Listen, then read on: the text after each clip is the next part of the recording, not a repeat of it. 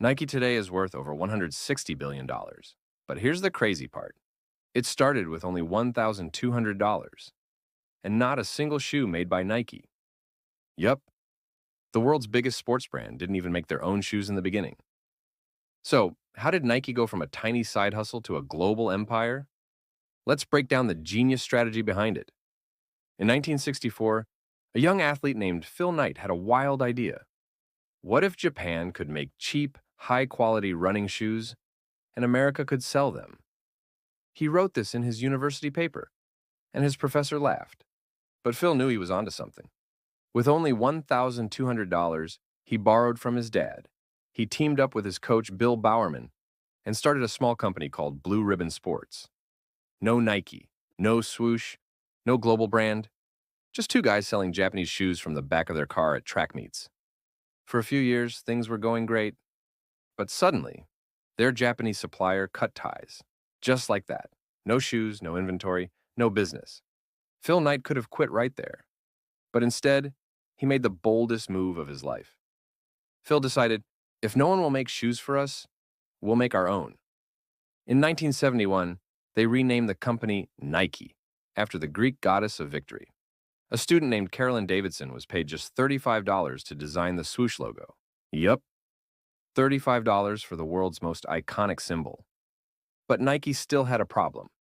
How do you beat huge brands like Adidas and Puma? They didn't have money. They didn't have factories. They didn't have star athletes.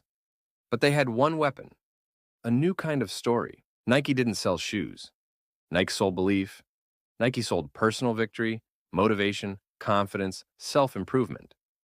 While other brands focused on features, Nike focused on feelings. This is where everything changed.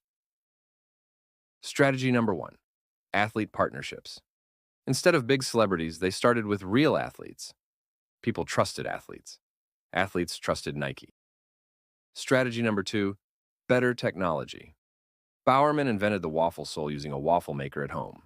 That shoe became a sensation. Strategy number 3, emotional branding.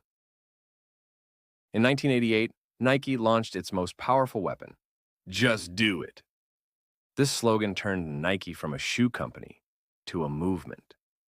It wasn't about sports. It was about life. Millions of people connected instantly. The results were explosive. Revenue doubled almost every few years. Nike became the #1 sports brand in the US, then the #1 in the world. Today, Nike is worth over $160 billion. And that $35 swoosh? The designer later got shares worth millions. Nike didn't win because it made shoes. Nike won because it made people feel unstoppable. Nike started with $1,200, fear, failure, and a broken supplier contract. But one idea changed everything. We're not selling shoes. We're selling motivation. And that is how Nike built a global empire.